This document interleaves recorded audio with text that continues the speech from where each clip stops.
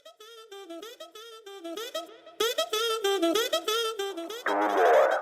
makes you happy? Be yourself, be positive. Just another mindset. Hello, friends, and welcome to a new episode of the Just Another Mindset podcast. We need a paradigm shift if it comes to our economic and social systems. Let us drive this change together. The Just Another Mindset podcast shares inspiration and tangible techniques on how to create seismic shifts in an outdated system, collectively and for individuals alike. My name is Ismael, and each week I bring to you a relevant conversation, message, or theme that will not only entertain you, but help you to change towards a more meaningful and satisfying life. Get encouraged by listening to successful thought leaders, inspiring individuals, and impressive changemakers. Change from within will last and create positive results for all of us. Let us get inspired and embrace collective changes for the better. In today's episode, I talk to Uresk, who is a Jiu-Jitsu and Judo black belt with over 20 years of martial arts and mindfulness experience. After transforming his life from a career criminal and drug addict into a world champion MMA and mindfulness coach, he is on a mission to transform the lives of men through radical honesty, personal responsibility, and his signature martial arts mindset program. In this episode, you will learn how Eric grew up with alcohol, drugs, and crime. After becoming sober at the age of 23, he became a mixed martial arts pro fighter for 10 years. This journey gave him prestige, money, and otherworldly success. But it also made him miserable, and he knew he had to change something. Today, you will learn how he changed his life and why he lives a happy and fulfilled life today. You will learn about emotional intelligence, masculine and feminine energies, and how to live a more present life. With that, Eric, a warm welcome to the Just Another Mindset podcast. And my first question for you today is, how do you feel and what is on your mind? Well, I feel good and excited to be here. Now, what was on my mind earlier was just some sort of low grade anxiousness about the energy of all the things that I need to get done. And the thing is, there's not a whole lot that I need to get done. So it was just interesting kind of sitting with this I call it like the entrepreneurial anxiety. That's not really based in anything factual. And even just noticing if I want to give that so much energy. And yeah, a lot of what I do is just sit with these things. I don't necessarily have to judge them or make them go away, but just be with that and wonder, where's that coming from? This idea that I'm not doing enough. And even though business is going incredibly well and all the circumstances of my life are moving incredibly well, just noticing how this feeling can creep in on a Monday morning. And actually, when there's not a lot of direction and structure to certain days, I noticed that energy creep in a little bit more. I hear that if you have this independence and you need to figure out what needs to get done, you sometimes create somewhat pressure for yourself that maybe not enough is getting done, or that you wonder and question, why is it not being done yet? Okay, thank you very much for that honest answer, Eric. And maybe for our audience, those who do not know, we could give a little bit of a context. And I thought it may make sense today to start a little bit with your first somewhat 20-ish years.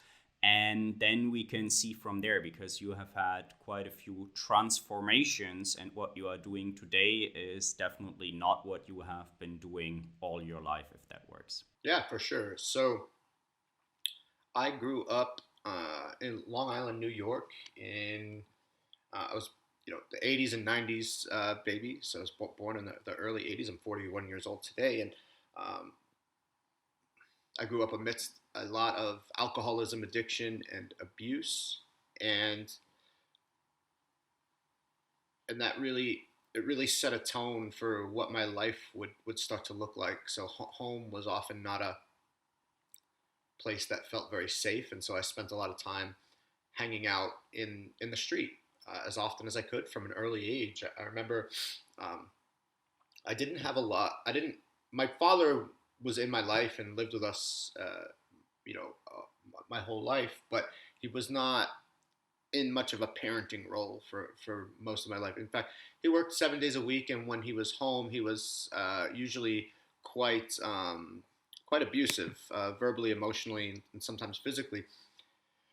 And so, and no mentoring, which, as I sit now, I understand how important that is for boys to have mentoring and to be shown. And so I just had to kind of figure all this stuff out. And where I figured it all out was 80s action movies. 80s action movies was the place where I learned what a man is supposed to be like, right? And so if you watch the theme from like a Rambo or any Arnold Schwarzenegger type movies, what you'll see is like a guy that's keeps his feelings close to his chest. He doesn't show much emotion. He'll find some adventure, some trouble. Uh, he'll essentially beat everybody up, and he gets the girl at the end, and everybody falls in love with him. And so that is the template that I entered the world with as a young boy. And so for me, I just went out into the neighborhood and looked to get myself into fights. I saw that there was a currency in violence at a young age, and I thought that if I could fight well, then I wouldn't be scared, and if I could get into enough fights, then I wouldn't be scared. If I could convince all the people in the neighborhood that I was um, this dangerous person, that they would actually like me and love me for that. And that's this strange message that I had in my consciousness as a young boy, and I took it very seriously, and I got into as many fights as I could. I kept meticulous track of of how many fights I was getting into. I was very proud of it. It was my identity. It was like a source of strength for me. Um, Come 12, 13 years old, and in America, you go to like an elementary school until usually around your sixth year. And then in your seventh year, you move into what they call junior high school. So it's a stage before we actually enter our high school years. And my family moved, and we moved about 40 minutes from where we were currently living, and now I had to create a whole new identity again.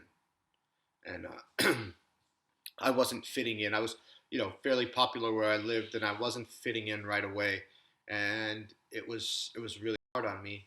Um, and again, the home still was not very safe, so I spent as little time there as possible. And what I started to do is there was these older guys that lived down the street, and you know, yeah, late high school years, maybe moving into graduation, graduating high school, and I would observe them, and I thought, oh, these guys are really interesting. They're older, and I always sought older male guidance.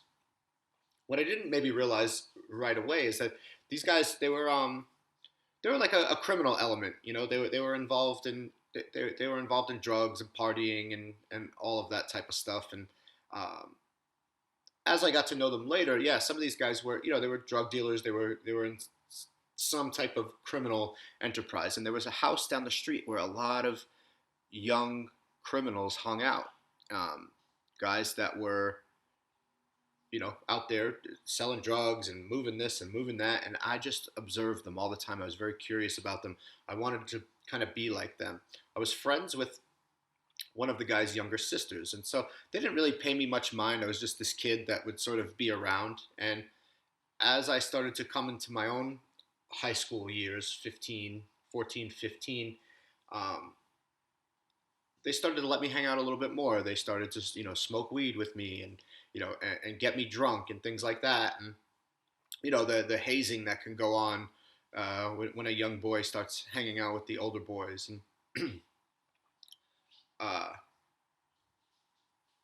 I was taking this like school. I observed. I didn't give a shit about my normal school, but this I really cared about. This was really important.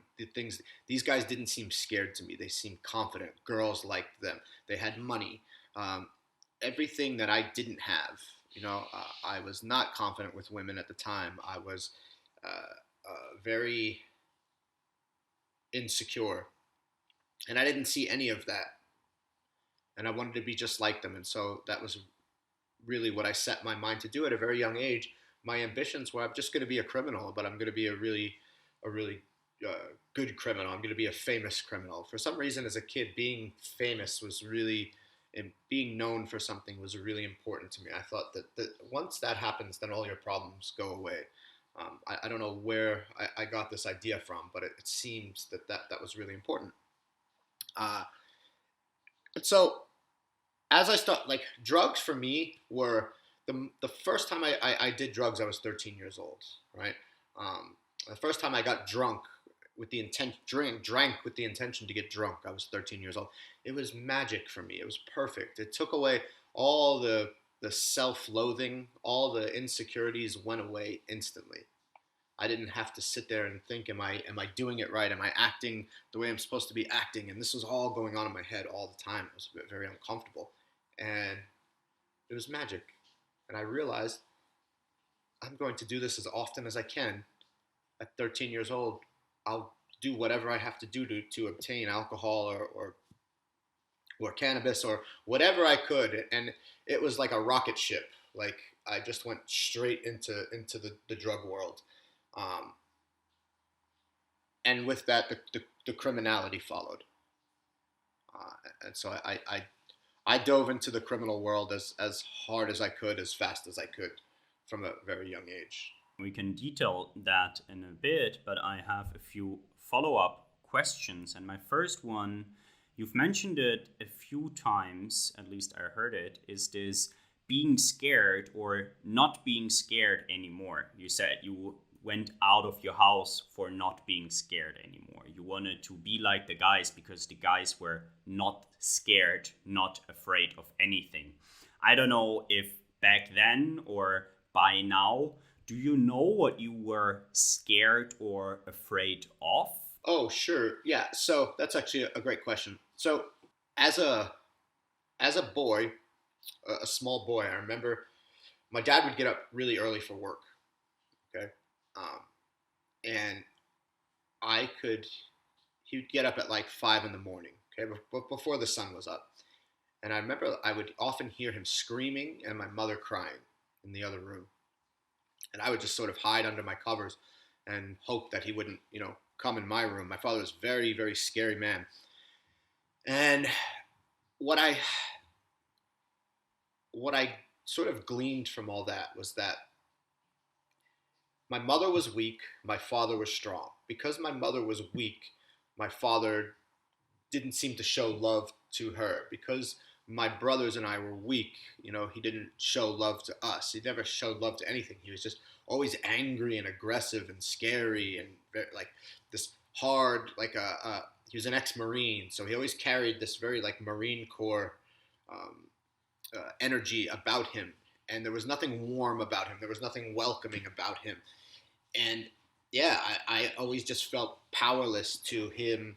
My father was a tyrant, and I felt powerless to his tyranny, if you will.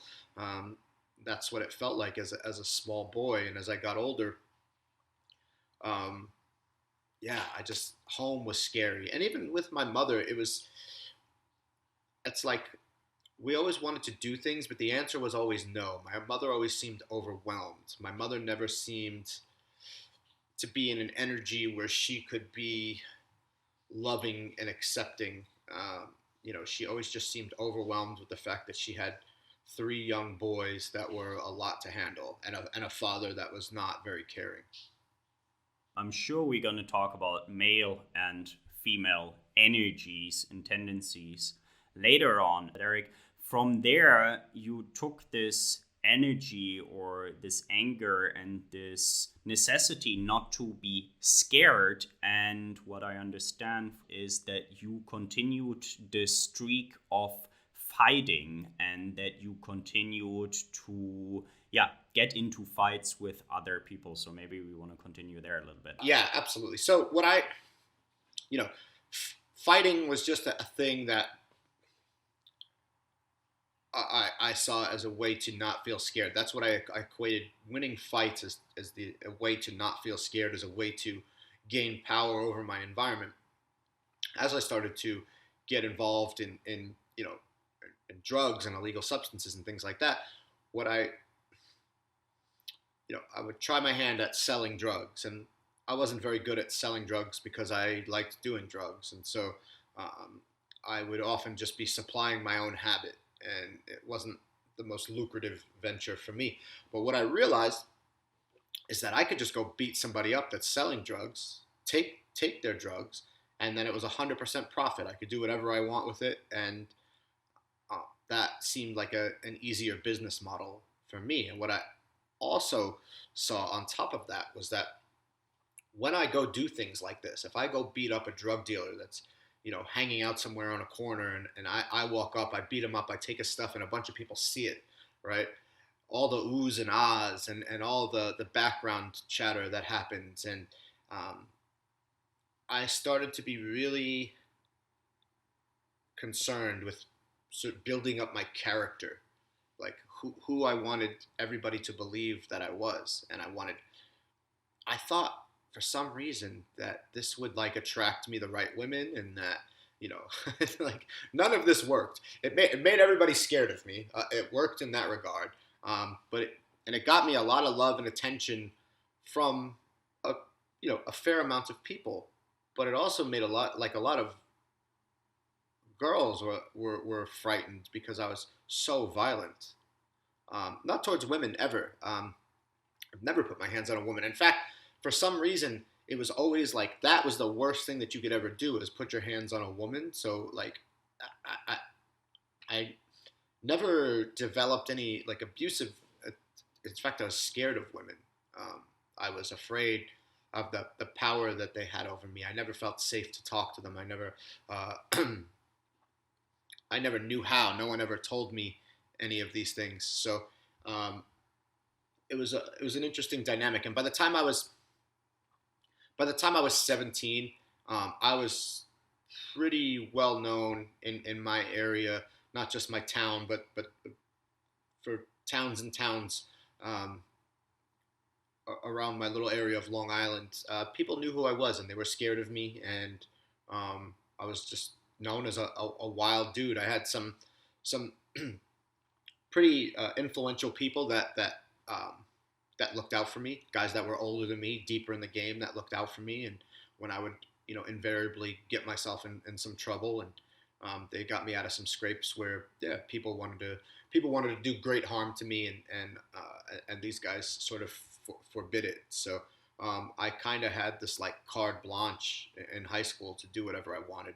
Yeah, I was about to ask, because it sounds to me, one, going around the neighborhood and beating up other people, and B, taking their drugs and doing things to people who might as well strike back in some or another kind of revenge, is maybe not the most lucrative, but also a fairly dangerous position you put yourself into, right? So it goes well for end times, but at some spot you will find someone who in fact will not make that happen. And you talked about the insecurity or being secured by those guys, and I don't know if you can reflect even to those days back then, let's just say it with the knowledge that you have today, but how much of afraid were you maybe also of yourself and of facing your emotions? Oh yeah, I mean at that age that wasn't even a conversation. Like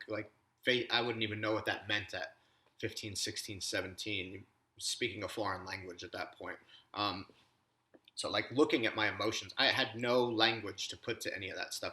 I was in so much, I was just in pain. Like looking back now, I was in so much pain, right? There was no love in my life at all, not from, you know, certainly not from my father. My mother did her best, um, and she had moments where she was loving. She was definitely, you know, she would, unfortunately for her, she grew up in a family where Catholic, the Irish Catholic guilt and shame modality, and that's all she knew in her parenting was guilt and shame, and that's not love.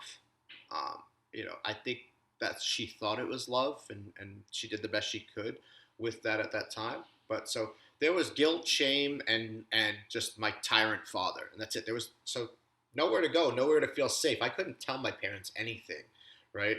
If I couldn't communicate with them because all I ever knew from my parents was that I was wrong and bad. I stopped doing homework in the fourth grade. I never did homework again. So 10 years old was like the last time I did homework. I never did homework again.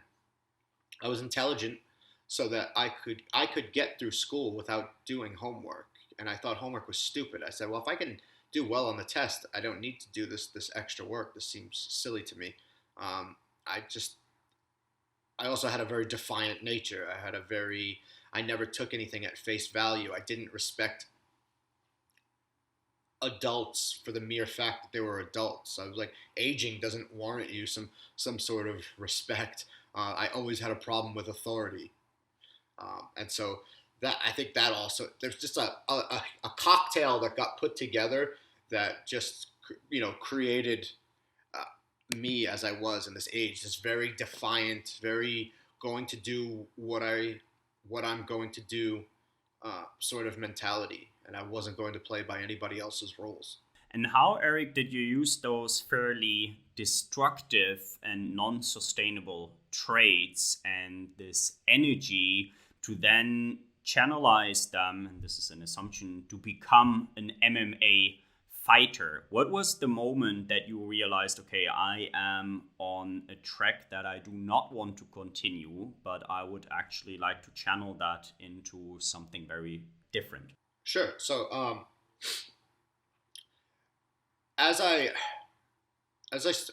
wanted to I was obsessed with MMA from the first time I saw a videotape of Hoist Gracie in 1993. It was on a cassette, and my cousin put it on. It was like, oh, you got to see this. And I was like, wow, that's amazing. And I couldn't believe this little Brazilian guy was beating, not very much to look at all, physically impressive, not really at all, and doing all these amazing things. So that was in the back of my mind. I started wrestling when I was 15 years old. I only got to wrestle for about a year and a half in school before I got kicked out, but I was naturally very talented at it, and managed to like place at some state tournaments in the Greco-Roman style of wrestling, and did really well right away first year. So I had some real natural talent, but had no discipline to be in school, and my behavior was it was out of control. So I got kicked out of regular school, but I was in love with wrestling. I felt so much passion and purpose towards it. It was also in line with my values around violence and fighting, so wrestling was that thing that gave me that edge where I would go out into the streets, and that's what I was using in the streets was wrestling. And I learned a few basic submission holds. It's funny. I would cut class and go to the computer lab. Right. This is the 90s. This is like the mid to late 90s.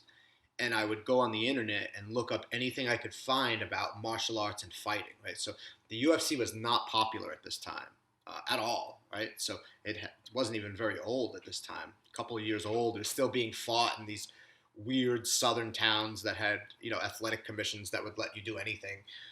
But like most respectable athletic commissions wouldn't, it was illegal in most places.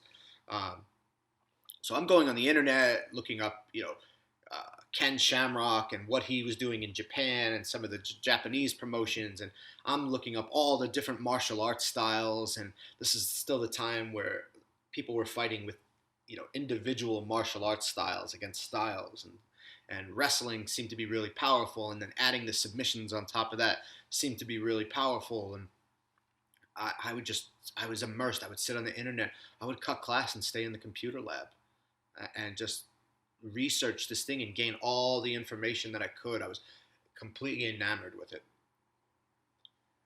As I started, as I moved, 17, 8, my addiction was out of control. I was homeless most of the time, in and out of different types of group homes, jails, psych wards, different things like this. I knew I wanted to fight. That's the only thing I could, if I could stop doing what I was doing, if I could, get my addiction under control, then I can go pursue this. And I would try. Every time I would get some clean time or some sobriety, I would find a way to do some training, anything that I could. As I graduated from this home that I was living in for quite some time, I started training judo, and I would go there. I passed it on a jog one day, and I would go in there, and the guy he charged me one time $70 and never charged me again. I would sit at this place for sometimes 6 hours a day to train, and just gaining whatever knowledge I could. I just was happy to be doing something that was meaningful and purposeful to me. And I would get exposed. Different people would come in. There were some kung fu guys that would come in and train, and we would free spar with the kung fu guys. And I saw very quickly, like, oh man, they're like, I just take these guys down, and once they're down, they're helpless, and I can do whatever I want to them. Muay Thai guys would come in, and the same thing would happen. I would take them down, and they weren't able to defend themselves very well. And then I started training with more jiu-jitsu guys. Then I would go back into the streets for a few months at a time, and I wouldn't do any training, And so this happened on and off. Also with wrestling, I started really seriously training Greco-Roman wrestling with some Russian expats that were living in Brooklyn, and they were all like world-class guys. So I was gaining all this knowledge that I could, knowing that one day I want to fight. And I got sober when I was 23, and from there, that's where I really gave myself the opportunity to move into, some sort of sport and fighting as a pursuit. So I hear that the fighting, let's just call it, and the being in the streets did not necessarily happen in parallel, but it was on and off, and you had a desire for both, or you had an addiction for the one and a desire for the other. And once you were 23, which is quite a few years, 8 years, 10 years in your fighting career already, you managed to stay sober and then could focus full power, let's just call it, on the fighting career. Is that accurate? Yeah, absolutely. So, at 23, still wrestling quite heavy. What I realized was that driving into Brooklyn every day for 2 hours from Long Island, and then driving home an hour, so it was really wearing on me. And I was just pursuing wrestling at that point. I wanted to gain some decoration in wrestling, and I said, you know what? This isn't the most conducive thing to my sobriety right now, because I need to put some attention into that as well. I knew being sober was like what everything relied upon. Like if I couldn't stay sober, none of the other things would be there anyway, So that was most important. So I made a decision that it was easier to, it just seemed wiser to spend time where I could train and be able to do the things necessary to maintain my sobriety, which was at the time 12-step meetings and things like that. And I needed to keep that on track because I knew my life would fall apart if I didn't maintain my sobriety. And so I started getting invited to underground fights in New York City. There were these fights in these lofts. They're completely illegal, no doctors, no nothing, and no weight classes. And you go in and you fight.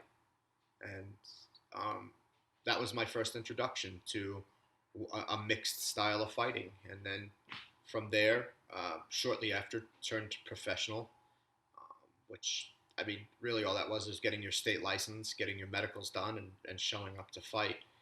And that was that. That was the start of the career, and that took me all over the world, you know. And for whatever reason, it's like that part of my life is like the least interesting part of my life. It was important because it set up everything thereafter.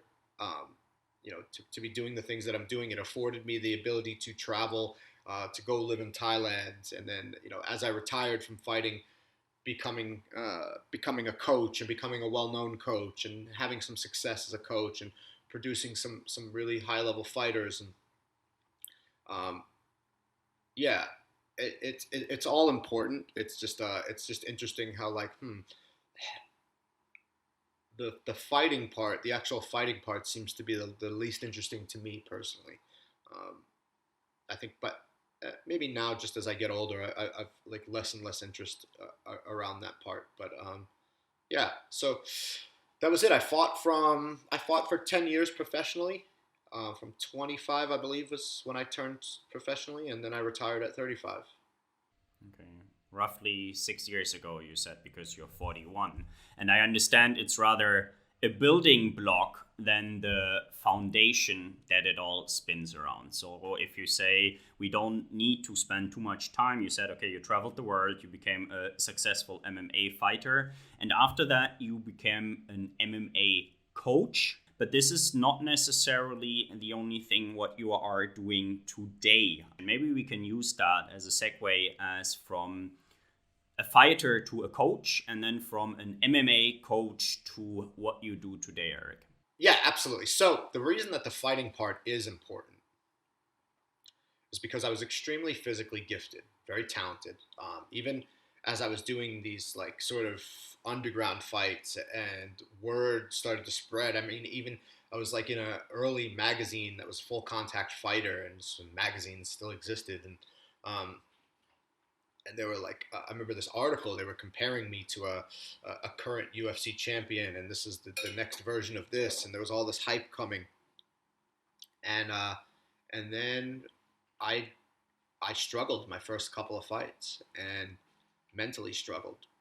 And what I realized years later is I was so mentally weak. I was so terrified of losing, and um, but I would be fantastic in the gym, um, very very dominant in the gym. And so a good close friend of mine, a guy that I trained with and coached once I retired. His name is Dominic Cruz. He's considered by many to be the greatest bantamweight of all time. He's a multiple time UFC champion and a current commentator for them. When we were training partners, he's very mentally tough in the training room, and he would say, "Hey man, you're really talented, but you don't work on your weaknesses or your vulnerabilities at all, and you're not going to get to the top like that." And he would call me out on that all the time, and I hated him for it. I knew he was right, but I was the idea of exploring vulnerabilities and like losing in the gym. If I lost in the gym, then I was a loser, right? So I let everything that happened, like whatever the last evidence of my character was how, like, I assumed that as my identity. So if I lost, I was a loser. If I won, I was a winner, right? And anything that didn't go my way in training, I would harp on as some weakness that defined me as a weak character. And really, what it was is I was propping up this thing that I wasn't. You know, I don't know that I was ever supposed to be a fighter. You know, like deep down, I just wanted to feel safe. And the only way my whole life prior to that people loved me or accepted me was through violence. And that was my experience. That was the story that I told myself. So I was carrying that with me into every training session, every fight, and I would just fall apart mentally. I didn't get the most out of my talent, you know. And towards the end of my fight career, I remember thinking about, you know, Dominic's words never left me, and I would think about them all the time. And I've mentioned this in many podcasts, but I think it's really pertinent. And I had to look in the mirror and at that moment say, you're a coward. Being you run from what you're afraid of, you avoid what you're afraid of, and you won't confront yourself. But you don't have to stay that way. And so I began this path of doing what I'm afraid of, allowing myself to explore my fears and see what comes up, take notice of what happens when I'm afraid. And that's what I started to bring into my coaching. And once I started bringing that into my coaching, like I've always looked at things deeper than surface level. I always wanted to understand the why and how of things, and was always really good at technically explaining things from a coaching standpoint. And so, as my inner journey really deepened and broadened, I brought that into my coaching as well. And so that's what I kind of became known for as an MMA coach, is a coach that was very good technically and can explain things well technically, but also some of the psychology of the sport as well. And that is what really gave me the springboard to move into mindset coaching, mindfulness coaching, coaching emotional intelligence that I do now. That really gave me the springboard to do what I'm doing now. And before we discuss that in more detail, I would be very interested. I don't know if there was such a thing, but was there a trigger moment or a trigger event? You just now mentioned a person, but was there this one loss in a fight, or was there a certain book, a certain movie, a certain something that you learned through your personal journey that made you look into the mirror and understand that you have been avoiding altogether? Well, I think it was a few things. So I think, there was a fight that I took a fight in Macau, China, and I was on the receiving end of what I felt was a really poor decision. I felt like it wasn't a great fight, but I definitely thought I got the better of the fight and I lost, and I couldn't believe that I lost to this guy, right? I was just like, it was really humbling to lose to the guy that I lost to. It wasn't a bad fighter. He went on to fight in the UFC and he was a tough guy. I was just, in my opinion, better than him. And to lose a split decision in a fight that I really felt like I won, it just broke my fucking heart. And on top of that, I was living in Asia at the time. I've got more money than I've ever had in my life. I'm financially secure, right? I live this amazing lifestyle. I can go anywhere. I can do anything. I've got women. I've got all this stuff, and I'm miserable. So I was also having to confront that part of my life too. I'm fucking miserable most of the time, and that I'm in fear all the time, that I'm not challenging. So it was hard for me to ignore the two things. And so as those two things came to the forefront of my, my experience, I couldn't hide from them anymore. Like I had to really start diving into the nature of my experience. And I really, what happened is I didn't see a difference. I was just constantly living in fear, constantly living in this self-absorbed fear. Started reading books like The Power of Now by Eckhart Tolle, and, started reading some Osho, and I started finding these books started coming into my life that were really, really profound and interesting. And I would take whatever I read and just start trying to practice it in my life immediately. And I've always kind of been like that. And so that really just started deepening and broadening the journey. And how was that, Eric? I can imagine, and again, this is an assumption, but that at the very beginning of accepting that you want to change something and that you stop avoiding taking care of looking into the mirror, that this can be very challenging as well, because the whole picture that you created around Eric from latest the age 10-year-old, probably much earlier than that, is now at question. And how would you deal with that, especially because in the outside, I may just call it, it gave you a lot of prosperity. It gave you money, it gave you the ability to travel around, it gave you respect, it gave you so many things. But how did you deal with the fact that you needed to change something for yourself? Because I can imagine it was kind of difficult in the beginning, at least. Well, here's the thing. My background in getting sober and really being involved in 12-step work let me know one thing, that if nothing changes, nothing changes, right? And so if I continue with the actions that whatever actions I've been doing have given me what I currently have. So I was like, okay, this is painful, this sucks, but I don't like what I currently have. I don't like the experience that I'm having, so I have to do something different, even if it's uncomfortable, especially if it's uncomfortable. And that was really it. Yeah, I was willing to be uncomfortable, right? And like I find that to be a a really fundamental. I think it's a necessity. I think if transformation in some ways is desired in a person's life, you have to be willing to be uncomfortable. Doesn't mean that we desire to be uncomfortable all the time, right? But that discomfort is likely going to be a part of a shift in your life. And if you're unwilling to be uncomfortable, you will never, ever, ever have anything different. You will have more of the same, but slowly degrading into worse. And that's what I see in people's lives every day, right? It's so much easier to stay with the familiar and hang on to the familiar and watch your life slowly degrade into worse than take some scary action and step into uncertainty.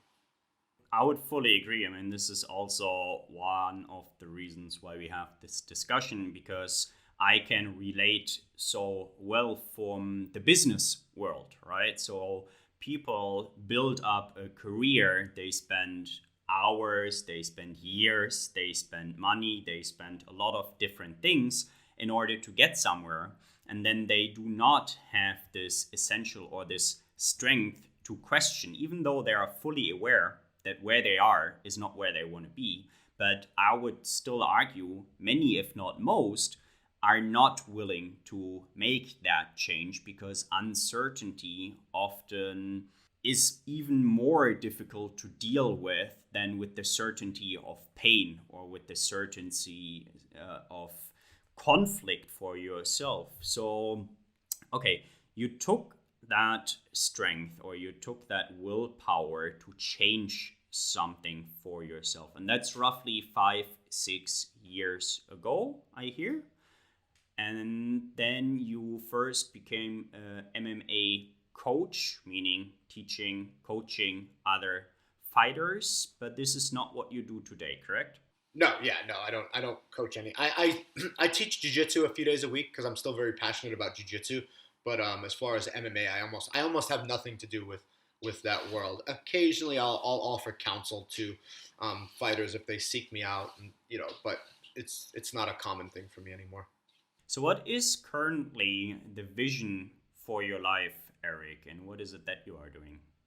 So currently I coach emotional intelligence and mindset. Okay, uh, a big part of what I do is a mindfulness practice, but I wouldn't call myself a mindfulness coach. There's elements of mindfulness in what I do, absolutely, and it's a huge part of what I do is the ability to be aware and present to what's going on is super important.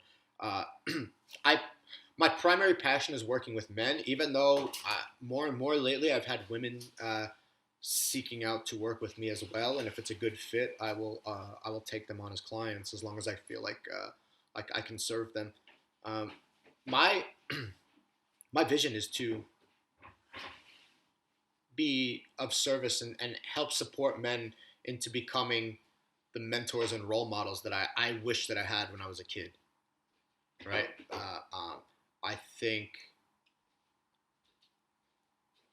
in the past, it's interesting. In the past 15 years, the idea of what it is to be a man has sort of come under attack, and some of it was needed, but then a lot of it has really overshot the mark.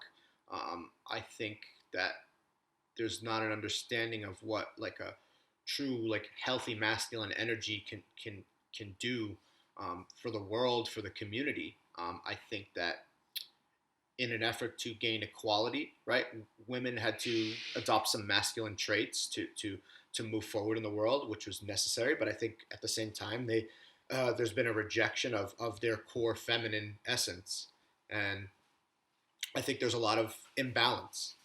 And with my corner of the world, with the reach that I have, is to strengthen and establish a balance that works.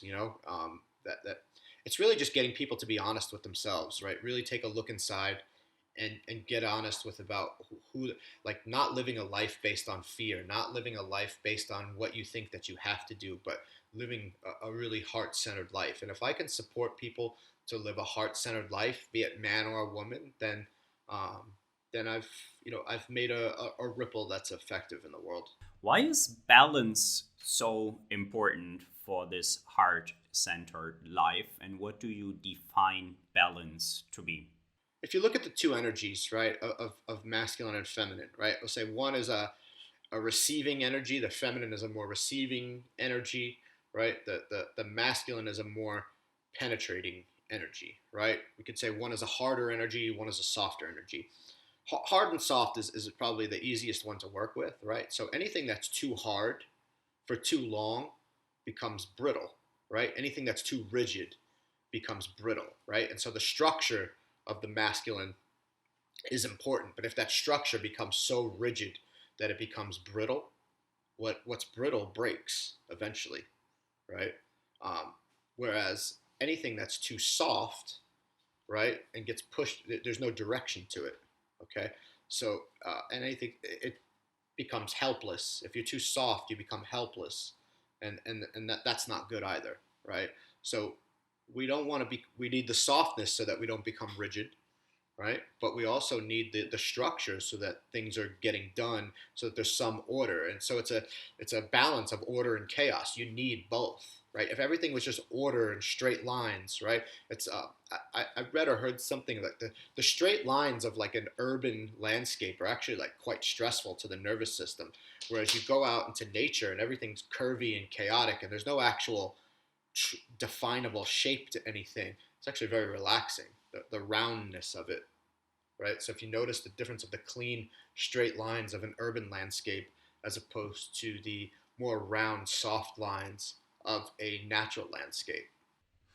No, that makes perfect sense. I believe nature, anyways, has a strong power for any human to go outside. Eric, when was it that you, I don't know, acknowledged or decided to deal with your feminine energy? I just want to call it. What you've explained to us in the past 30 minutes or so sounded like a lot of masculine energy. And how did you start working with your feminine energy and acknowledging it and also incorporate it into your decision making? Sure. No, so that's a great question. Well, I think my wife was a tremendous catalyst for that. I think I naturally carry a very heavy masculine essence, right? My wife is the complete polar opposite of that. So we fit together very well. And, I was dealing with some pretty intense, I'll say, PTSD symptoms for quite some time. As I left Asia and moved back to America, I started to really experience this like intense anxiety all the time, to the point where I couldn't be social, I couldn't be around people, I didn't feel safe in my own body, oftentimes, and it was really affecting me. I couldn't be present to my wife. I couldn't be. Um, it was hard for me to be social. It was hard for me to be around people. I would really just started to withdraw, and it was terrible. It was a really not a fun experience. I didn't feel like I had any ownership over my own life at this point. And I'm looking and I'm doing all this work and I'm really digging deep, and a lot of things start to come to the surface, and feelings around my childhood that I thought I was well past. Um, as her and I were doing a deep dive into just like dealing with the nervous system. So first we started to, uh, read books like Body Keeps the Score, and I had to start to understand the central nervous system and how trauma affects the body.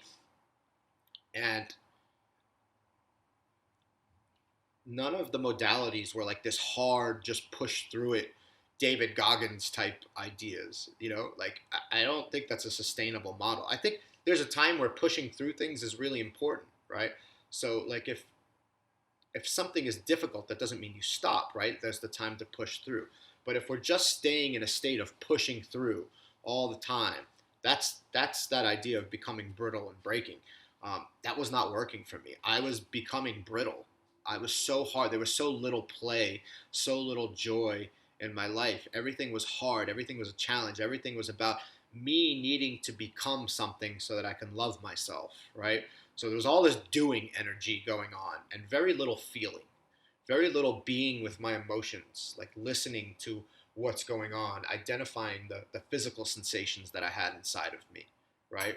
And so I'd have these feelings in my chest and my stomach and my throat and not unable to recognize that those are what emotions are, right? The physical sensations that we experience are our emotions, and they can tell us a lot about ourselves if we can listen. And so started tapping into IFS, internal family systems, and all different modalities of really just learning how to have conversations with the emotions that were inside of me and get really present, right?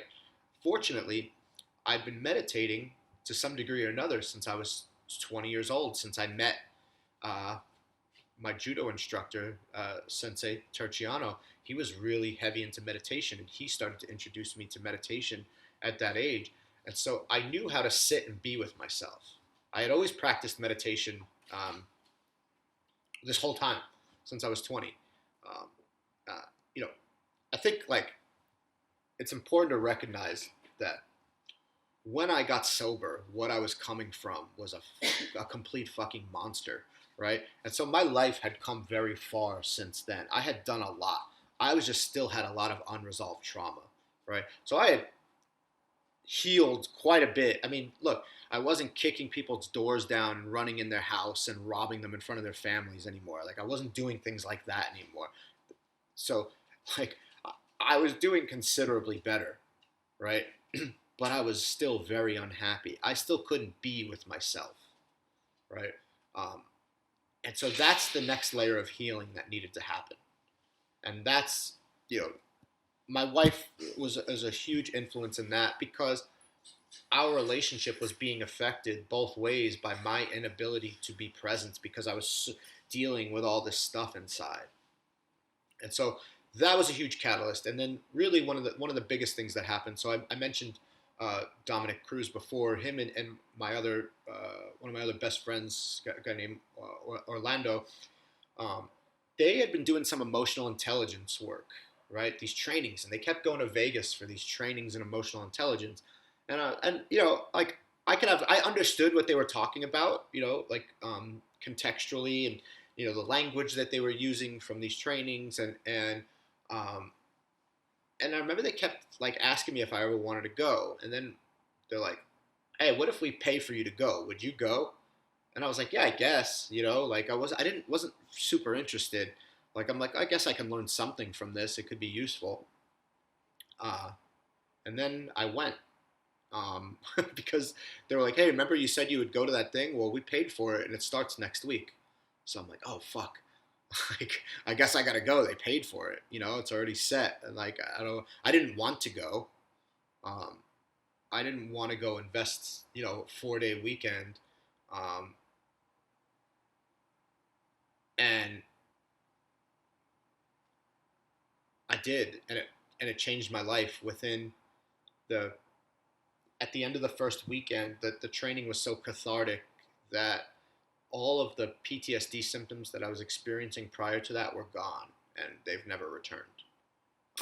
I went back for some subsequent trainings and really just kind of immersed myself into that for quite some time.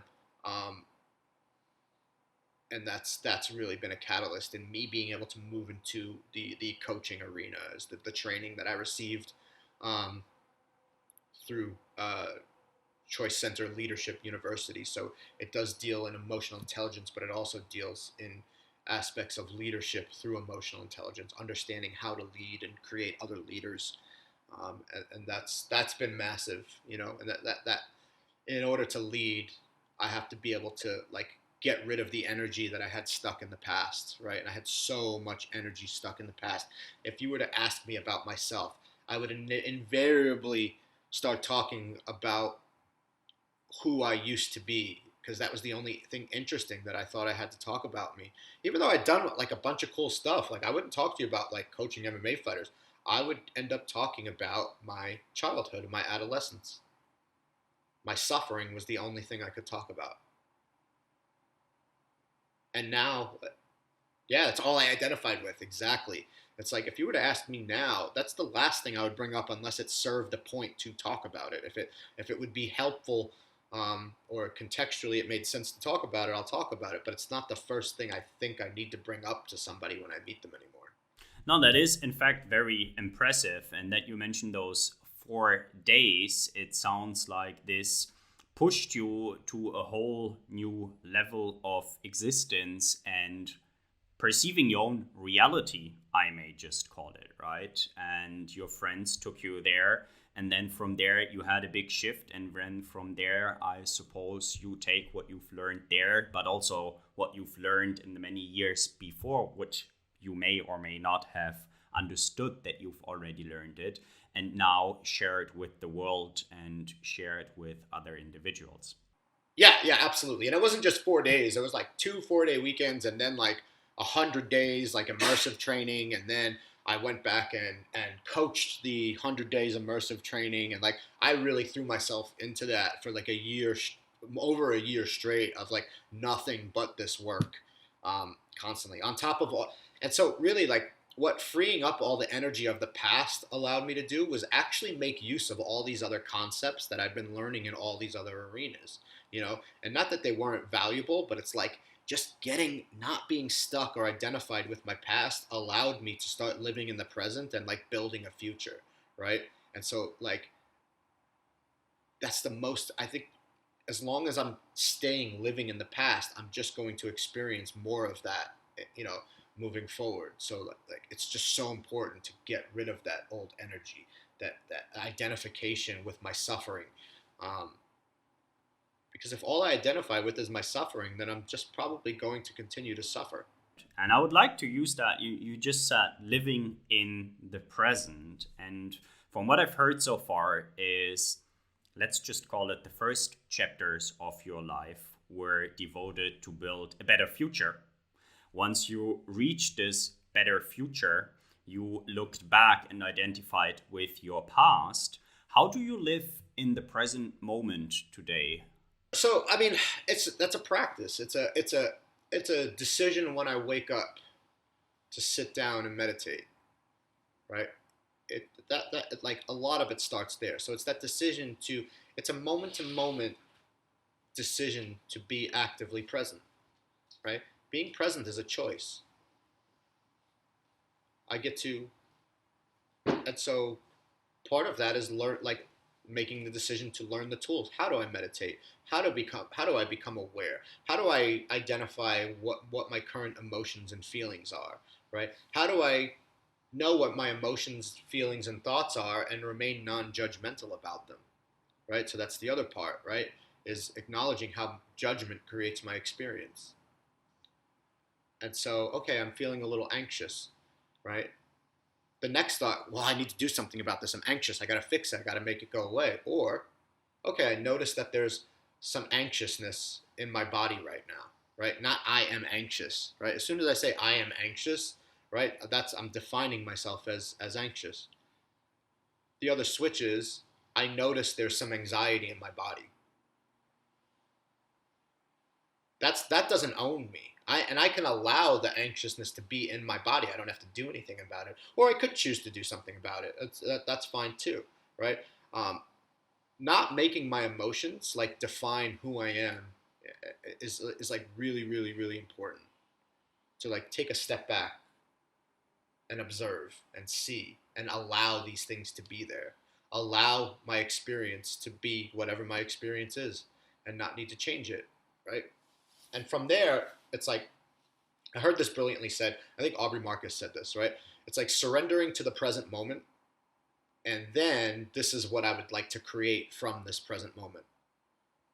So I don't have to fight anything about what's going on right now, but I may make a choice of what I'd like to create.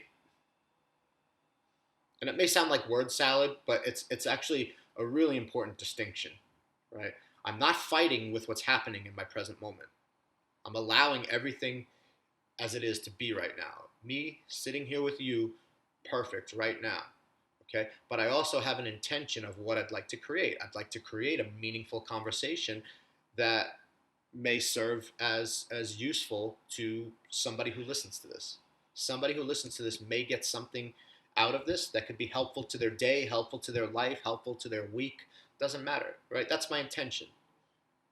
And if that doesn't happen, that's okay too, right? But not getting so fixated on that.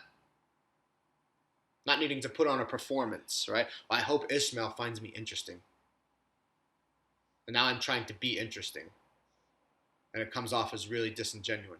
No, absolutely. I think it makes perfect sense to have this acceptance for the present moment and then also the intention to create something. I really like this viewpoint, if you may call it, because it takes away the necessity to change something about the present moment. So you are accepting the present moment as is, and you can do whatever is in your power to create something valuable, if you want to say. And if we create something valuable for 50 people or 500 people, doesn't really matter. And if there is another 50 people or 500 people or 5,000 people who do not see the value, that's also fine, because we create something for those who actually take value from it. So I think that makes very good sense. Thank you very much for that. Eric, I had another question, and it sounds like you have done a lot of self-work and you have also helped a lot of people to work on themselves. And I would be interested, what are your personal weaknesses that you still work on for yourself, and how do you do that? How do you acknowledge them? How do you accept them? And how do you deal with them? Well, that's a great question. Let's see. So I have a tendency to not ask for help, right? I have a tendency to take the world on my shoulders. I'm a very, there's a part of my character that's very intense, very, I really like to dive into the nuts and bolts of things and explore ideas and concepts and think them through. And sometimes I don't I don't actively seek the community aspect of things as much as I would like to. And I actually really, what I've noticed is I actually really thrive in community. I thrive in gatherings where I can open up and be with people and be an equal. Because in so many areas of my life, I'm the expert, right? In so many in jujitsu and martial arts, in my coaching practice, I'm the expert, and I say that I'm not calling myself an expert, but people are coming to me for support, for guidance, and I love that. It's the way that I've designed my life. I'm a leader in so many areas of my life. I don't always give myself the opportunity to drop those roles and just go be one of, right? And it's so important to just go be one of and drop that need to be the expert, right? And so it's all by design. I feel safe in the role of the expert. I feel comfortable in the role of the expert. When I step outside of that, it takes me a little bit of adjusting to I'm just one of the many right now, right? And that I don't need some, you know, weird pretenses like I don't need people to always know who I am or have come on reputation or something like that, just to be with people. Maybe they don't know anything about me, to be with somebody in a completely blank slate where there's no stories I don't have a preconceived story about you, and I'm not giving you the preconceived story about me, and we get to meet as like equals here. So I think that that's a really big one for me, is to like spend more time in community. How do you cultivate, let's just call it this beginner's mind? And what are maybe examples, you mentioned it earlier, of play or learning that you use in order to keep this beginner's mind? I don't know if you have an activity per week, a new hobby per month, stuff that you want to try out per year. That's actually really good. So yeah, I think it's just I just curiosity is so valuable to me, and so I just follow my curiosity, and and it's really as simple as that. I follow my curiosity, and you know what? Sometimes I don't do something new for a little while, and I get stale, and I realize there's a stale feeling. Like I need some new input coming in, and so yeah, I'll make myself available to something that either something that I haven't done before, or something that maybe I've done before, but I'm by no means an expert in it. You know what I mean? And I want to learn more about it. And so yeah, just even in coaching, just growing my field of expertise. So like okay, like I like working with men, and these the masculine and feminine is really interesting to me. So even now, moving into learning more about the tantric arts and how the sexual energies, and it's like that's something I want to add to my toolbox. Not Yes, I'll enjoy doing it. I enjoy the knowledge and adding it into my own life, but then also I want to be able to serve people with this stuff as well. So I think that's a lot how my life works. Like my passions become what I do most of the time. Like there's a few things that I do that are not, I guess, directly related to like my life's purpose and mission. Like I like getting out in the water. I enjoy surfing, even though I suck at it, and things like that. Snorkeling is great when I'm in a destination that permits it, or a temperature that permits it. Um, you know, Activities like that are really enjoyable for me as well. They're not really designed to go anywhere or do anything with, but just to kind of be. Um, so yeah, I follow my curiosity, and um, I have this. I really like implementing the things that I'm learning and testing them in real life and see how they work.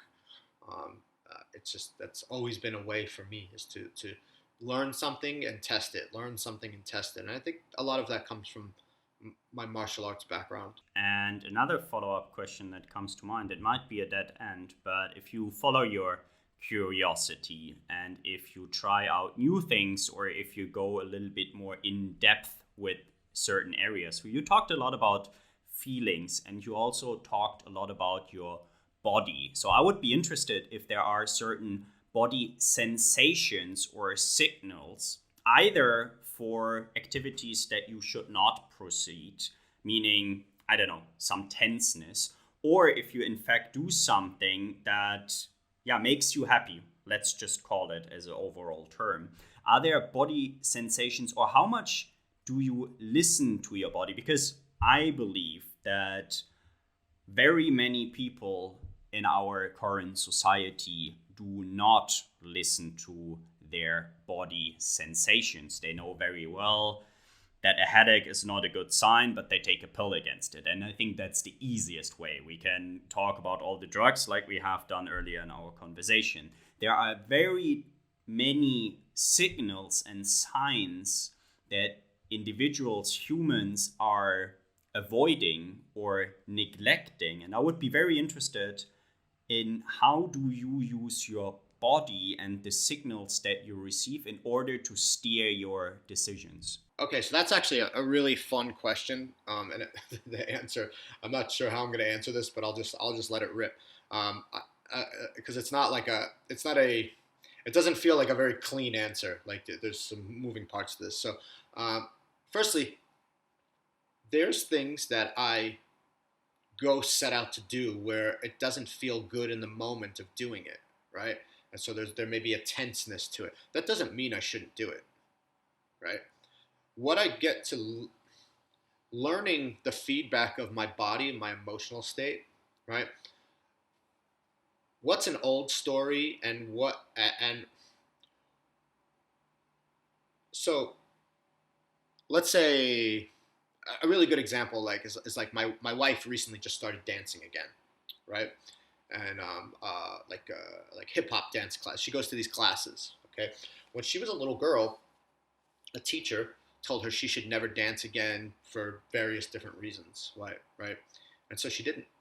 She'll dance when she goes out to parties and stuff like that. But she shut herself off from learning this, and her body would there was but it's something she loved, right? And so if she listened to the tenseness in her body that was coming from this old story that she had from as a little girl from this teacher who turned her off from this experience, she would never have gotten to experience the joy that she does now from her dancing, right? So in that process, right, it's like, that physical sensation had to do with an 8-year-old version of her.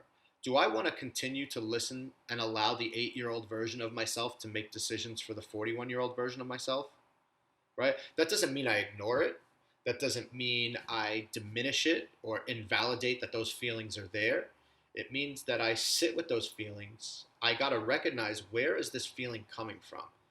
Is this coming from 8-year-old me? Or is this the decision that I would like to make in this moment? And like, getting to be able to make those type of distinctions is so important, because now I have ownership over the things that I'm doing, instead of like allowing past versions of myself to make choices for me, allowing fearful experiences that I had when I was 8 or 9 to dictate what I have now as a 41-year-old man. Does that make sense? Absolutely, it does. And I hear a lot from the IFS modality, right? So those past versions or the different parts within yourself, to acknowledge them, and also to go, let's call it back in time, and to take 8-year-old Eric at the hand and say, okay, do we really need to continue listening to this teacher who told us this or that? Or do we need to listen to that person that told us you suck at whatever it is once you were 15?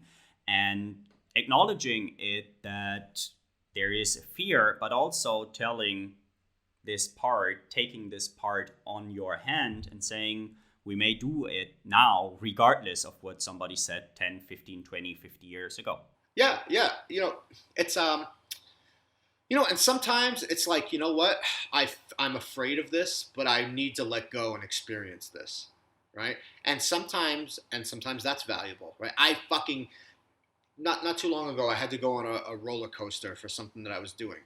Okay, did not want to go on the roller coaster. I was cursing, my mentor that encouraged me to go do this, right? I was feeling like I didn't have a choice. It didn't feel good. I was looking, I hated, and what I realized is, like, it's so important for me to give up that control, because so much of my life is based on control.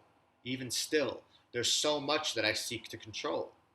And so just really giving that up and letting go for me was important. Somebody else might see it completely different. For me, right, the idea of letting go of that and just going into that free fall, it's like, how many opportunities in life do I pass up because I'm afraid of that free fall feeling, right? And I take a lot of risk. Like, I take so much risk. Most people would be quite uncomfortable with my risk appetite, but there's still room to grow. There's still areas where I'm holding on, right? And those areas that I'm holding on are what create a lot of times where I'm anxious or uneasy, is because I'm holding on, right? And so maybe it's a metaphor, maybe it's not, maybe it's an actual experience. It's an exercise in being able to let go, and that, even if things don't work out perfect, I'll be okay.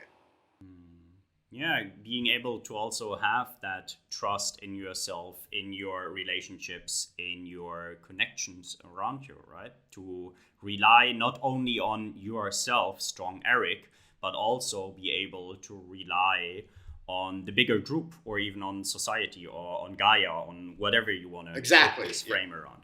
Exactly. Yeah, I think that's so important, and I think that's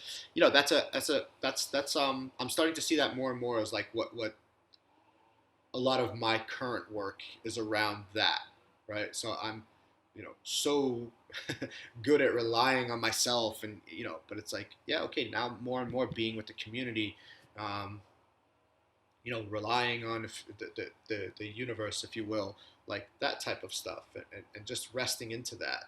Um, it's a balance when the entrepreneurial life is a balance of self-reliance, but then it's also, man, I don't want to be one of those guys that just grinds themselves out and loses track and is always just so task oriented, and what's next, because there's no being in that, and like being still and being present is really, really valuable to me. Actually, if you really want to get into it, the presence is the masculine gift,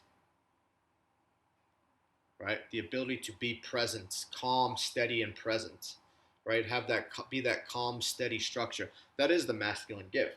And if I'm in this frantic, fearful doing, that's really a wounded masculine place to come from, right? It's doing from a place of fear, as in doing from a place of creatorship and calmness. Have you ever? And again, you could be a woman that has a masculine. You can be a woman that either has a masculine core, or sometimes you need to get shit done and pull and draw into your masculine energy. So we both have both. Like if you're male identifying, right? Most of the time, there's a more masculine core. Um, if you're female identifying, most of the time there's a more feminine core. That doesn't mean that you can't draw on these energies. Sometimes the balance between the two is noticeably different. Some people are a little bit more, they don't seem to push either way too far, right? So they're a little bit more balanced. That's okay. There's no value put on that, right? I think the important thing is to just recognize that these energies exist, that they are not the same, but they are equally as potent, powerful, and important, right? And I think that's where this conversation gets murky, is that like that one is better than the other, or that one is more no, like no one is. I don't think anyone's saying that. I think that's an easy way to like not have the conversation, is to make it some like that it's sexist or misogynist in some way, is a good way to shut down the conversation. But have you ever had your wife come to you with, she's got a problem, right, or something in her life, and she just wants to be heard, and sometimes there's an urge to want to fix it. Has that ever happened in your life? Okay. And sometimes I can make the mistake of, she just wants to be heard, but I want to fix it, and she gets upset that I'm trying to fix it. Has that ever happened? No, of course. I mean, especially, yeah, especially in my mind, I would say that happens a lot, right? I oftentimes, I would say, certainly not always, but can control to speak to it. But then I understand that listening, active listening, is what this situation is about. But obviously, the mind oftentimes jumps to a solution rather than hearing out the challenge, the problem first. Absolutely, right. Okay. So what she's asking for is your presence, right? Nothing else. And that's the gift, right? Now, she may, through that presence, move into a place where she's ready to ask for your opinion, or support in moving forward, right? Yeah, or maybe an actual answer, right? But the presence is what's required first, right? Think about when we're young and we get, maybe we scrape our knee, or we're up, something scares us, okay? And think about how quickly the energies in our life, that the parent, mother or the father, just shake it off, right? They either just tell you it's no big deal, or they try to console you. Both of them are trying to change the way that you feel. Imagine in that time if you just had a steady, loving hand on your shoulder that didn't say a word and was just with you. And you just felt that strength, support, and calmness, not trying to change anything. Visualize that and see what that feels like. Much more comforting, let's call it. Right. That's the masculine gift, is that presence, that calm presence. Not needing to change anything. Everything's okay just as it is right now. And feeling that. And imagine all the places where that's missing. Yeah, my mind just started going to a couple of places, and I suppose one of the reasons was that you said, imagine when you were young, if you look at scale, not everybody, but at scale, what is happening to interactions between parents and children. And there are so many, and there are very good examples, very sometimes heartbreaking examples, let's just call it, because we don't really want to judge them.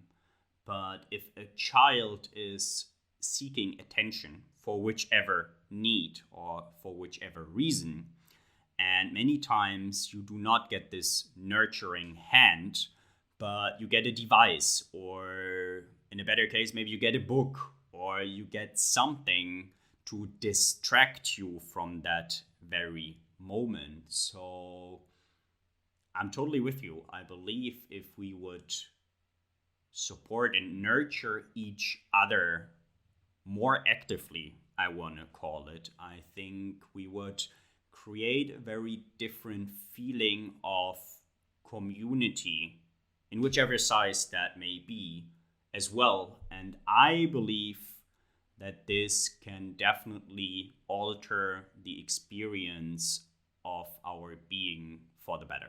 Yeah, I'm 100% on board with that. It's like, imagine instead of a device or even a book, which is probably, in my opinion, a better, better thing to give a child, right? Imagine instead of some instant gratification, we ask them, what do they need, right? And they may not be able to identify it, but what if we started teaching them how to identify what they need from an early age? What if we asked them to close their eyes, right? And asked them to get and got still with them instead of reactive with them? What if we asked them to feel into their body and see what's coming up for them the best that they can identify at that time? Now we're starting to give them a practical guide into being able to feel their feelings, right? Look, I can't tell you what I need if I don't know what I need.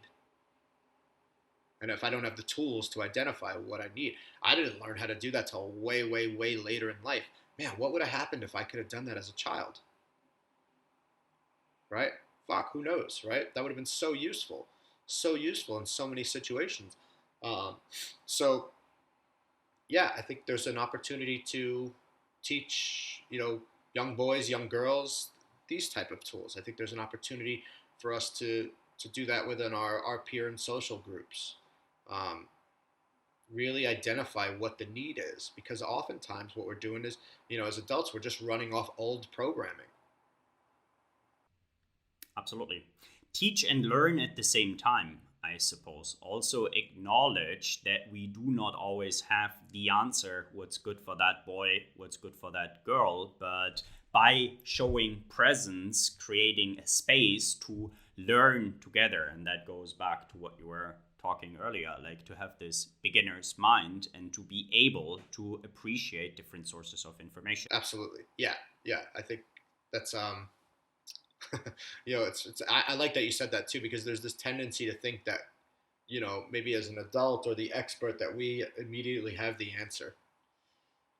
And there's a fair degree of arrogance, and I can be just as guilty of that as anybody. But yeah, to just come in and be, and that's it.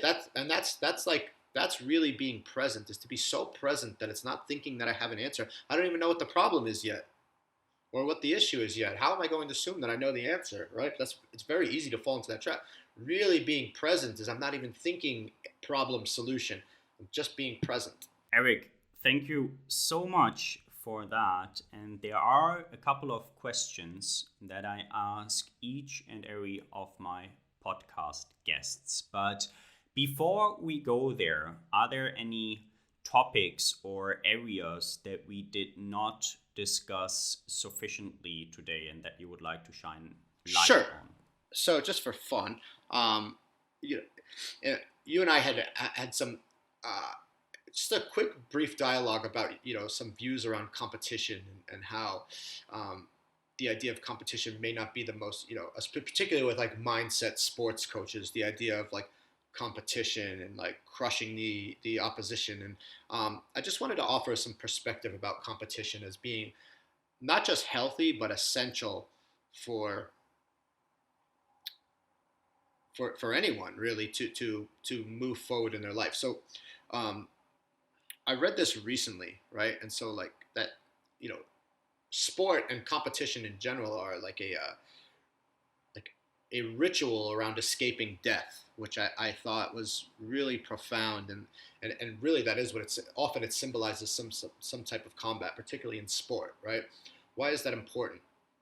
I think it's important that we have a relationship with death, with our own finite time here on this planet, and that because it does promote a sense of urgency. I think in a healthy way that there's while yes I want to be present. It's so easy to waste time. It's so easy to not appreciate this gift that we have each and every day to look at each moment as like mundane and not meaningful, whereas man, every moment could be the opposite. Even the mundane can be really valuable.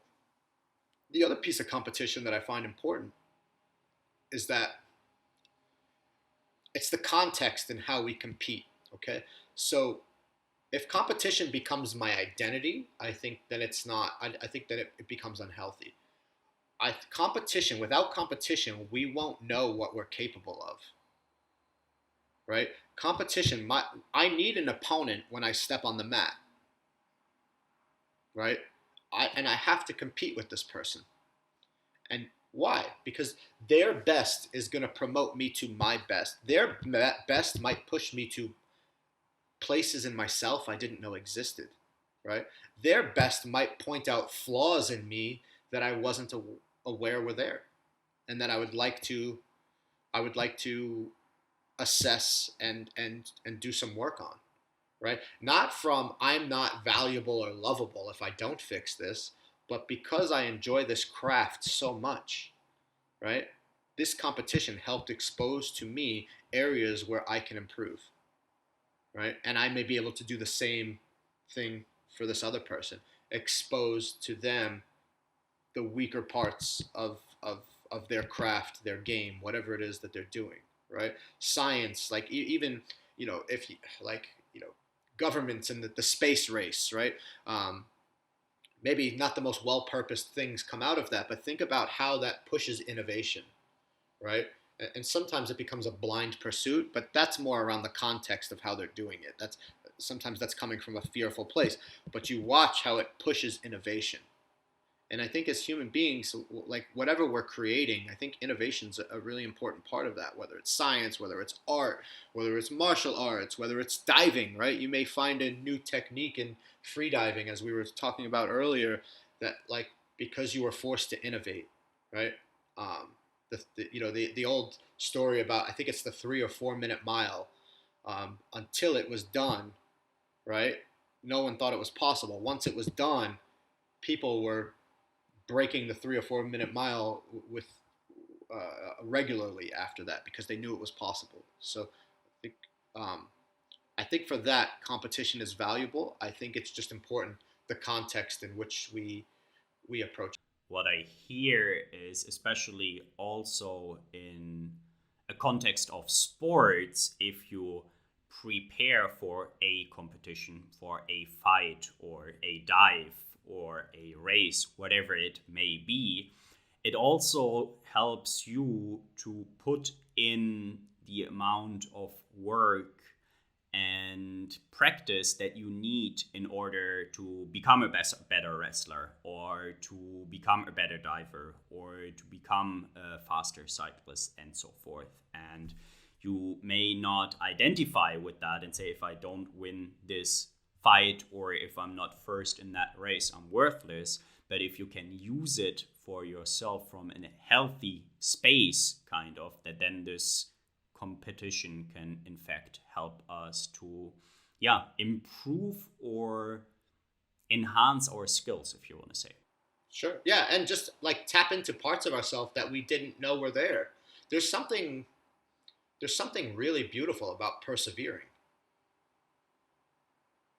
And if things don't get hard, then there's no need to persevere. You don't have to persevere through easy life. So to create challenge and struggle is important. I think particularly important for a masculine energy. So whether you're trying to harness your masculine as a woman or as a man, challenge is a necessary part of that. We have to have challenge. If everything was easy, life would be so fucking boring, right? So it's like it's the challenges that I wake up for every day, not for the easiness. Yeah, I like vacation for a brief, and then I'm ready to get back to some form of challenge. I can't live on vacation. I need to have some sort of challenge because that's where the purpose lies. And that leads me, in fact, to the last three questions that I have for today's episode for you. And the first one is, what is an important truth for you that most people don't know or talk about? I think for me, one of the more important truths that I carry with me, a coach of mine said this a long time ago, right? You can pay now or you can pay later, but it's always cheaper to pay now. Okay. And what he was using this in a martial arts context, but where I took it is whatever I avoid, right, I get to keep. And not only do I get to keep it, but I pay interest on it, right? So if there's a conversation that needs to be had, maybe with my wife, and I keep putting it off because the conversation is going to be uncomfortable, I'm not only living with that discomfort, but all the discomfort that comes along with now I can't be present to her, really present, because I have something to, I'm not being authentic. I'm living an inauthentic life, right? Maybe I have a task that needs to get done, right? There's a bill on the counter. I know the bill's going to be expensive, but as long as I don't open the bill, I don't have to acknowledge that it's there. But every day there's a low grade anxiety around that bill because I see it on the counter. Or maybe I put it in the drawer. I still know it's there. Whether I acknowledge it or not, there's a low grade anxiety hanging around that bill. Now imagine there's 50 to 100 things I'm doing with my life around that. There's 50 to 100 things, conversations, forces of action. I know I'm getting fat and that my health is going to be suffering from this. I know I need to quit smoking, but I don't want to take. Imagine we start adding all that up. How the hell can you be present to your life when that's happening? Yeah, absolutely. It becomes more and more difficult the more topics you have in your drawer, let's say. And I totally agree that avoiding usually is not the best way to deal with challenges or critical moments. Agree to that. Thank you very much for that, Eric. The second question would be, who are your mentors and whom do you look up to? Well, that's a great question. So one of my mentors is a woman named Robin Williams. She's the owner of the Emotional Intelligence Center, Choice Center University in Las Vegas. I've really learned quite a bit from her. Um, Brilliant woman, forces me to confront myself at all times, and I say that in the best way possible. She just will not allow me to lie or bullshit myself. Um, it's weird that a tiny 70-year-old Jewish woman can see right through me, and like I almost like become like almost just can see right through me to the little boy inside of me. I've learned quite a bit from her. Eric Del Fiero was my coach during my career and also a mentor to me as a coach. Really inspired me to begin coaching, and even as a fighter, he had me taking a role as a coach, and that got me my passport to go start cornering fights. And like I would have never got a passport. I'm a kid that never left. I never went anywhere until my 20s. Like I never got to visit or go many places until I was in my 20s. So he really opened the world to me by encouraging me to coach and having me go to Brazil and do some cool things. Um, and then when the Thailand opportunity came, I was able to take that. So that's been massive. Um, who do I look up to? I think people are always surprised at this, but my real hero is Dave Chappelle is probably uh, one of the biggest heroes or influences for me, um, because he's I find him hilarious, and I think his comedy is wonderful too. But I think his social commentary is so important. I think he points out some of the ridiculousness that happens, and he's fearless. You can't cancel him. He's made himself so big that no matter what happens, you can't cancel him. And people have tried these weird outrage campaigns against him, and none of it's worked. He's just gotten bigger and more influential, and he can do and say whatever he wants. And he's never ill-intended. That's the thing. It's like the context is so important. I think it's important to be able to, no matter where you are in your life, no matter what you've been a victim of, no matter how marginalized you feel, if you can't laugh at yourself, right, and have a laugh at your predicament or situation, no matter how painful it is, that's man. I just have a hard time with that. I think the ultimate act of inclusion is to be able to joke about things that we shouldn't be able to joke about, right? I think that's the ultimate act of inclusion, right? When I'm with my best friends, we say the worst things possible to us, to each other in joking and in jest, right? And that's not all that we do. There has to be more to the relationship with that, but that's a big part of it. That the ability to say these horrible things and then all laugh about it. Um, I don't know. I think that's really important. I think that's really important, and I think that's the ultimate act of inclusion. And I think that him doing that so fearlessly is really important, and the conversations that he has are really important. And so, yeah, he's a tremendous influence to me. I'm also Alan Watts and Ram Dass are two particular men that I enjoy and learn a lot from. And neither of them are here with us, but I've listened to so much tape of theirs, I almost feel mentored by them in a way. Makes good sense. Thank you very much for sharing that perspective. And yeah, being able to not take yourself too serious and to laugh about your strength, but also your weaknesses, and to do that together with your friends is, as you said, I think a good strength by itself and a necessary trait. And that brings me to the last and final question for today's episode, and that is a fairly hypothetical one, Eric. I call it the three truths or three facts.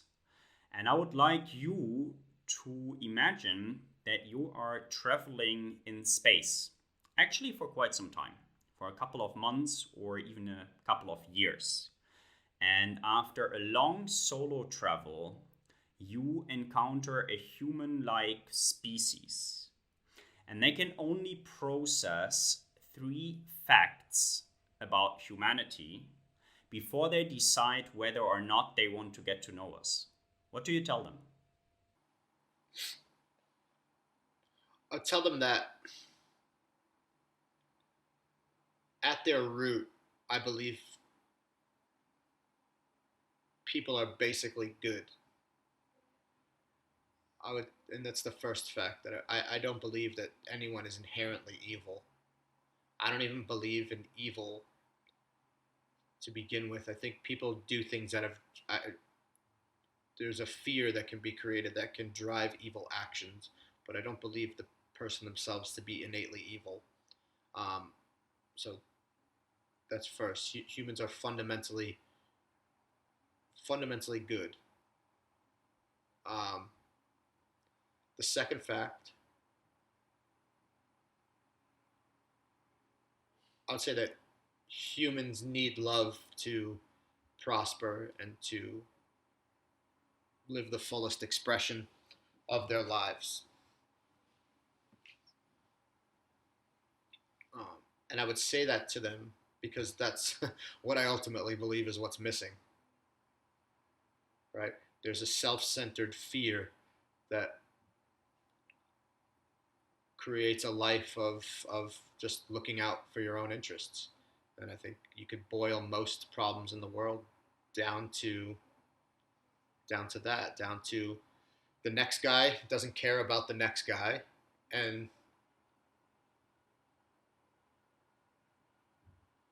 coupled with not wanting to take personal responsibility for where you're at in life.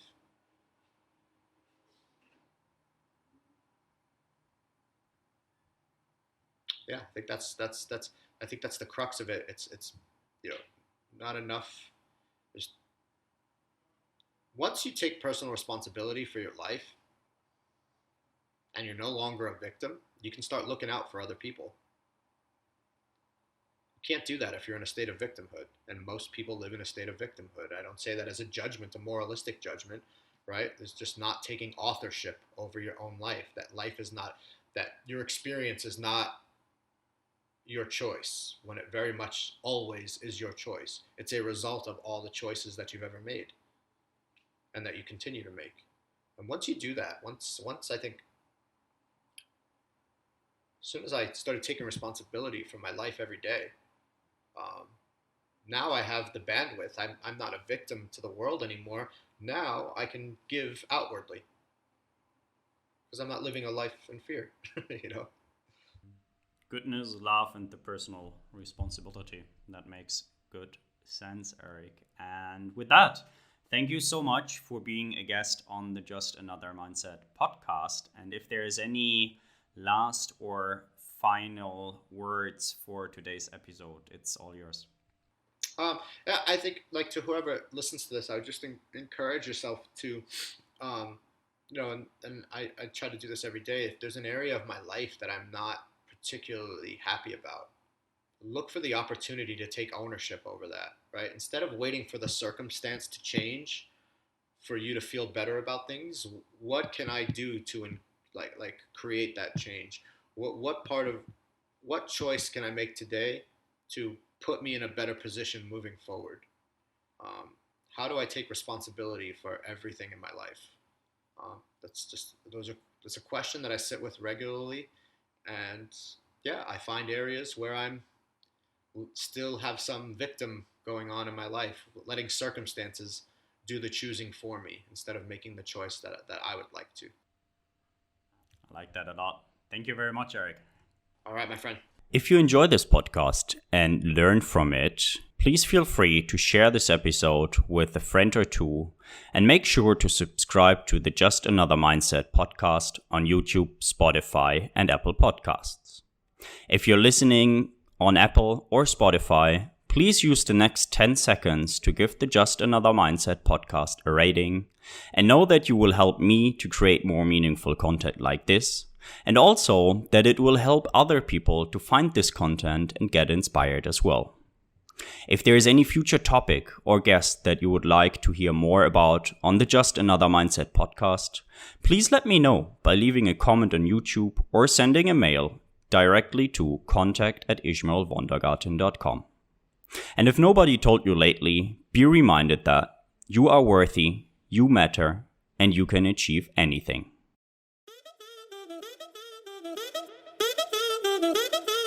Do more of what makes you happy. Be yourself positive. Change. Just another mindset.